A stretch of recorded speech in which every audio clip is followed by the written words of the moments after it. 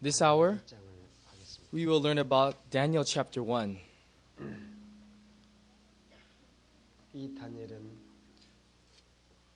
The book of Daniel is not a message of Daniel who lived 2,500 years ago, but a message concerning the last Daniels. The Daniel of 2,500 years ago did not know what he was writing. He just wrote it down and died. The first Daniel, who appeared 2,500 years ago, was merely a symbol for the last Daniels. This is a book of prophecy to be interpreted and fulfilled by the last true Daniels who will appear in these last days. Then let's begin reading chapter 1 from verse 1. In the third year of the reign of Jehoiakim, king of Judah, Nebuchadnezzar, king of Babylon, came to Jerusalem and besieged it. And Lord gave Jehoiakim, king of Judah, into his hand with some of the articles of the house of God, which he carried into the land of Shinar to the house of his God. And he brought the articles into the treasure house of his God. Then the king instructed Ashpenaz, the master of the eunuchs, to bring some of the children of Israel, and some of the king's descendants, and some of the nobles, young men in whom there was no blemish, but good-looking, gifted in all wisdom, possessing knowledge, and quick to understand, who had ability to serve in the king's palace, and whom they might teach the language and literature of the Chaldeans. And the king appointed for them a daily provision of the king's delicacies, and of the wine which he drank, and 3 years of training for them, so that at the end of that time they might serve before the king. Now from among those of the sons of Judah were Daniel, Hananiah, Mishael, and Azariah. To them the chief of the eunuchs gave names. He gave Daniel the name Belteshazzar, to Hananiah Shadrach, to Mishael Meshach, and to Azariah Abednego. But Daniel purposed in his heart that he would not defile himself with the portion of the king's delicacies, nor with the wine which he drank. Therefore he requested of the chief of the eunuchs that he might not defile himself. Now God had brought Daniel into the favor and goodwill of the chief of the eunuchs. And the chief of the eunuchs said to Daniel, I fear my lord the king, who has appointed your food and drink. For why should he see your faces looking worse than the young men who are your age? Then you would endanger my head before the king.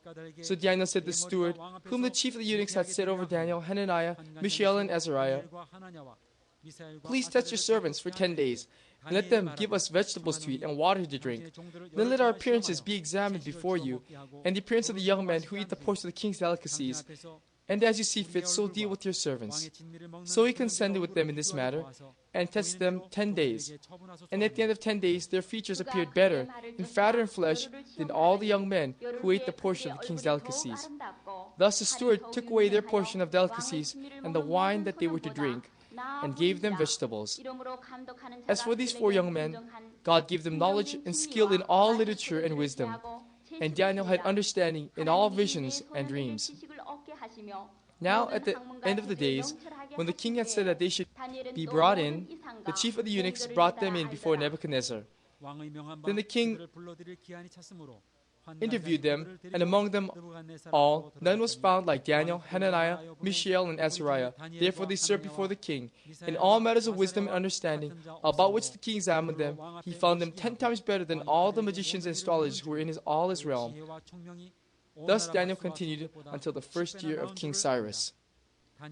The book of Daniel was given to us by our daddy 2,500 years ago to show us in these last days how Satan would kill all of God's children. The book of Daniel, it's shorter than Revelation, but it's actually more accurate than Revelation. If we just understand the message of Daniel, then we will be able to overthrow the enemies and gain a complete victory with ease in these last days. And so through this book, Daniel, we can see all the secrets and the weapons of Satan.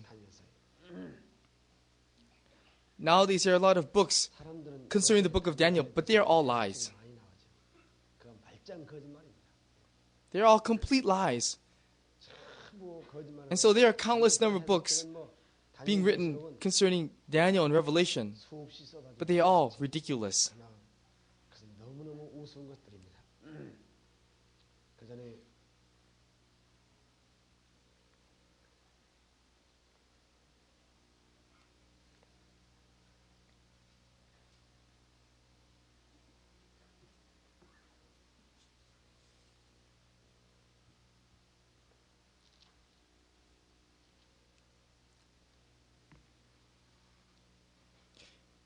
if you look at the first verse, it says, in the third year of the reign of Jehoiakim, king of Judah, Nebuchadnezzar, king of Babylon, came to Jerusalem and besieged it.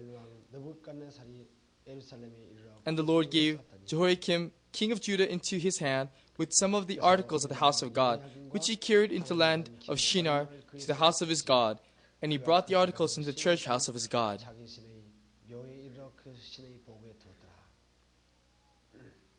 It says here that it was God who delivered King Jehoiakim, the leader of his chosen church, and all of his people into the hand of King Nebuchadnezzar with the articles of his temple. And so the people of Satan, bound, dragged, and took them, oppressed them cruelly, and even took away the articles of the Lord's temple and put into the temple of their own God. Who allowed them to do so? God. It says the Lord gave Jehoiakim, king of Judah, into the hand of Nebuchadnezzar with the articles of God's temple, and he carried them to his land. At that time, God's people, God's church, had been completely corrupt. They were just God's church in name, but they actually served the devil. That's why God gave them to Satan, telling him, take your own people. All through history, God's churches were nothing but name as God's people. So, all throughout history, he handed over his churches, which are his church in name, but gave them to Satan so that he can take his people. Here, take your people. How can God hand over his churches to Gentiles and to Satan? So, in the last days, it is to show that all the churches will be corrupt. And he wrote this out 2,500 years ago in the book of Daniel. And knew that God would allow the church to be taken by Satan because the church was Satan's people. Has this not come true or not? Churches think that if they understand the 12th chapter of Daniel, that's everything, but that's not it all. The entire Bible must be uncovered all over again. Some time ago, there was a certain pastor. He's a doctor of theology, and he's a Seventh-day Adventist, but he said to his family, all the Adventist pastors can gather together, but they will not be able to interpret Daniel chapter 12. There's no way for them to interpret it. Why don't you go back and read those books? In the beginning, he starts with some historical backgrounds, and by the time it reaches chapter 12, they say it's some fulfilled story. The Bible is not an outdated story. It is a light which far precedes its time. If all the theologians of the world gather and try to interpret the Bible, they cannot even interpret the first chapter, first verse of Genesis. From beginning to end, they cannot understand one verse. And yet, they see they're trying to interpret Daniel chapter 12. So, people ask me about it, and they send letters to me that they want to know about it, but I don't tell them. If we faithfully, humbly receive and follow the light which is being given to us today, then he tells us at its proper time. I told them, wait, and I will tell you when the time comes. But they couldn't be patient, and they went away and died. But because all of you have been patient and followed me up to now, I'll teach you chapter 1 as I taught you chapter 2 a few days ago. If you just quietly follow, everything will be given to you. So this book of Daniel is not a message for the people 2,500 years ago. And the Daniel of that time was not the true Daniel, but just a symbol.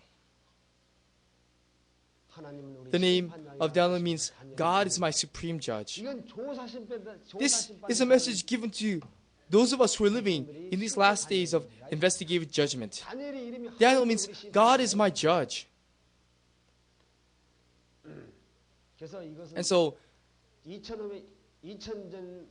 John the Baptist of 2,000 years ago was also a shadow, a symbol of the last true Elijah. Because the true Elijah will appear in the last days. In the same way, Daniel 2,500 years ago was a symbol whose name was God is my judge. The true Daniels will arise in the last days and accomplish and complete all history, all that Daniel in these last days. So the fact that God delivered the king of Judah and his chosen church in the hand of Satan shows that he would also deliver all the Christian churches of the world into the hand of Satan, because they've already become his people. He's telling Satan, you, take your people. And he gives them all up. And when God handed over the church to Satan 2,500 years ago, all the clergymen, adults had become corrupt, except for the four young boys stood on God's side: Daniel, Hananiah, Mishael, Azariah. All throughout history, God has always failed when it came to a group. But when it came to individuals, 1, 2, 3, or 4, he could completely reverse the disgrace and the shame received from the defeat by the group as a whole. In these last days, since all the religious denominations of the world have become Satan's people, he gives the people to Satan. He lets them take all the church buildings and the articles to become Satan's. Yet amongst them, there are those who are standing firm on God's side. And they are the very ones who will be the last Daniels. I hope that you will be them.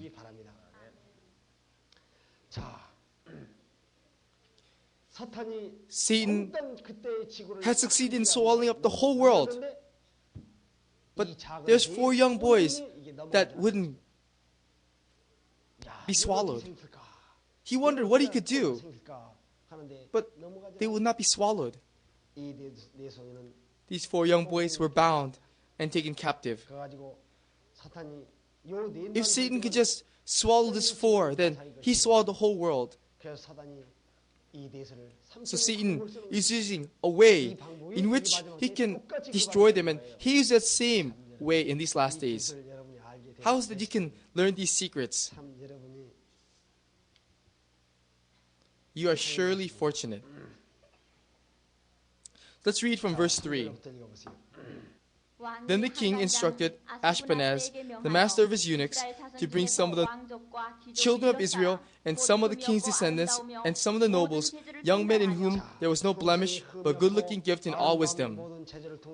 The king looked for those who had no blemish in character, good-looking, skillful in everything, and gifted in God's wisdom. Those are the people of Satan's attacks, possessing knowledge and quick to understand, who had ability to serve in the king's palace, and whom they might teach the language and literature of the Chaldeans.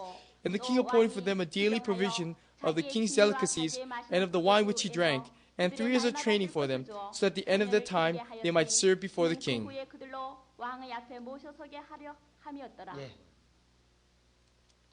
Then, how could these 4 boys stand firm on the side of God when all the adults and clergymen had gone on the Satan's side? It's because the parents had educated them properly. To the parents who are raising children, wouldn't you like your children to become like Daniel in these last days? Then you must first become like Daniel's parents. If there's a branch, then there's a root. Let's look at the parents' faith. You can tell just by the way they made the names of their children. The names of these 4 children reveal the faith of their parents. Daniel means God is your judge. There's no one else who can judge you but God. The gods of Babylon, no other God can dare judge you, but only the Lord Jehovah can judge you, so you must live righteous before Him. So when Daniel was being dragged away, he was telling him, live according to your name. Live as you are named. That's why he did not fear anyone but God, and he was victorious. And Hananiah means the Lord is a God of love. The God of love will help you. He's the one who raises you and cares for you. So trust in Him alone. Do not worship any other God, but that God of love. Obey and follow Him alone. And Mishael means who is on God's side. Even if all the others depart, you must stand firm on God's side. Even if the adults and the clergymen depart and go on the other side, you must stay on God's side. Azariah means the Lord helps me. Do not trust any human or any other God, but only trust in God, because He's the only one who can help you. So, from their early ages, these 4 young boys' parents diligently instructed them to be loyal to God and to love Him alone. And because they were educated so well, they became saviors of the world who shook the whole world. What a great responsibility lies on parents. That's how important educating our children is. So they raised these children with so much care before God. Then they became teenagers. I'm looking for these kind of young boys today. Nowadays, there's multitudes who just follow the religious leaders blindly. But I would like the young boys who will stand alone when all the religious leaders and parents become corrupt. I'm desperately looking for such people, but there aren't any.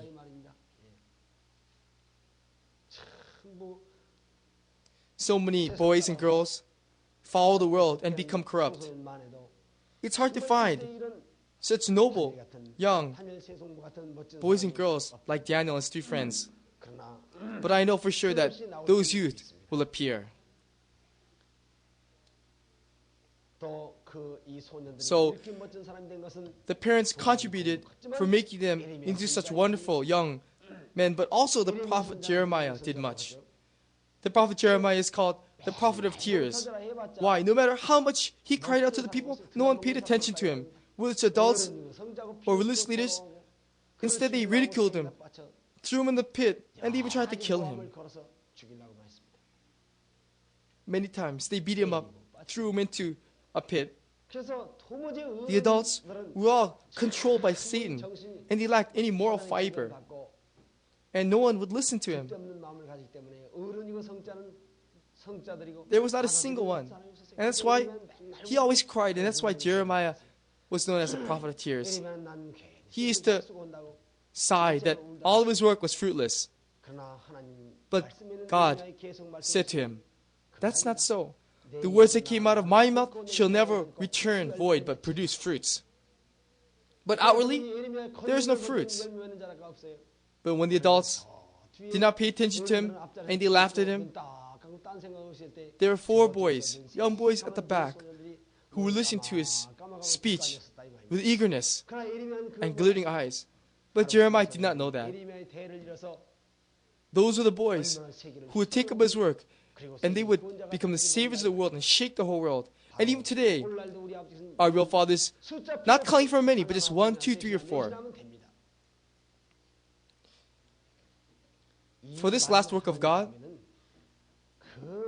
there is no need for a lot of people who lack moral fiber or strength of character.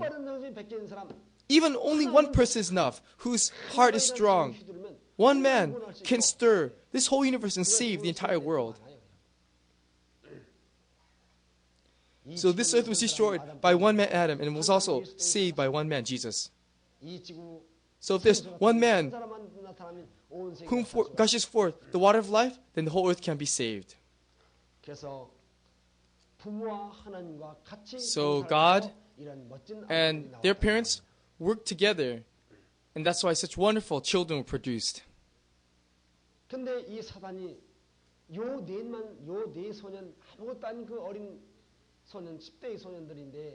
Satan did his best, but he could not swallow these 4 young boys. So he made a plan. He designed an extraordinary plan. How? First, brainwashing education. This is a very important hour. In destroying God's children, he uses brainwashing. Then what does he use? He makes them eat anything and everything. So, brainwashing and intemperance in diet. And the third, false education. These are the 3 methods in which Satan has used in destroying the children of God on this earth. How does he use brainwashing? Daniel's parents gave him the name which means God is your judge.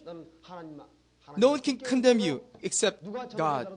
So, be loyal to Him without fear. But Satan changed his name to what? Belteshazzar. The meaning of Belteshazzar is Baal protects your life. Baal is your God. He is not the creator of heaven and earth, but the God of Babylon. The God Baal gave you life, and you used to be loyal to him. So whenever people called him Belteshazzar, Belteshazzar, Satan was brainwashing him, saying, Baal is your God, Baal is your God. In certain communist countries, they lock someone up in a room, and they make them hear the same words again and again through speakers, day and night, and later they go crazy, and it gets stuck in their brain, so that's all they can say. Satan is using the same methods now as he did in the past. So Satan attempted to brainwash Daniel by saying, Belteshazzar, Belteshazzar, Baal is your God, Baal is your God. Next, for Hananiah, whose name meant the Lord is a God of love, he changed his name to, you are a worshiper of the moon god. The moon is your God. Your God is not a God of love, but the moon is your God. So whenever people called him Shadrach, he was being brainwashed that the moon is his God. And so, for many years, Satan was brainwashing him. So every time his name was called, it was to cause him to remember, the moon is my God. Next, Mishael, who is on God's side. Even if everyone else departs, I will stand on God's side. But he changed to Meshach, means one who is devoted to the goddess of wine. The goddess of wine is your God. The goddess of wine is your God. Your God is not the creator of heaven and earth, but the goddess of wine. So whenever he was called Meshach, Meshach, it was brainwashing him that the goddess of wine is your God. And then Azariah, the Lord helps you. The creator God of heaven and earth helps you. He changed the name to Abednego. That means a servant of the God of Naboth, a God of Babylon. The one who helps you is not the creator God of heaven and earth, but the God of Naboth. The God of Naboth will help you. So every time they called him Abednego, Abednego, it was to brainwash him and say that you are a servant of the God of Naboth, the God of Naboth. So by calling them these names, the moon is your God, the God of Naboth is your God, Satan attempted to brainwash them and overturn their faith. And on top of that, he also attempted to feed them with the king's wines and delicacies for 3 years.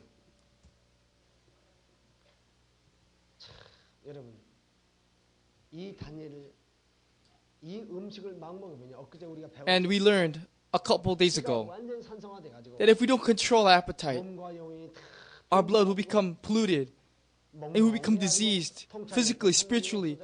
Our mind goes dim. We lose insighted judgment and we become the prey for Satan. Third, he tried to fill their brain with the education of Babylon so they can't read the Bible and have time to pray. So from morning until late evening, he filled their minds with fake philosophy, fake literatures of Babylon, all kinds of foreign languages, human philosophy, all kinds of literatures, and all these different subjects to make them go crazy.